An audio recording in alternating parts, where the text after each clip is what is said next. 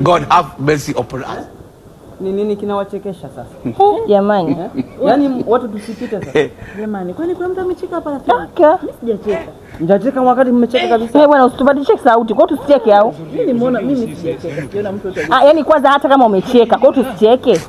Kinawachekesha nini? Kuna mtu amepita. Kuna mtu amepita hapa na nguo ya kitenge. Mimi mwenyewe nimemuona hata elewi. Nikamwambia shoga yangu, umeona hiyo jamani? Hiyo unajua gharama ya hii suti. Hiyo ni kumbe ni wewe. Ni huyu ndo amevaa nguo ya kitenge. Afu na tai jamani. Nyekundu.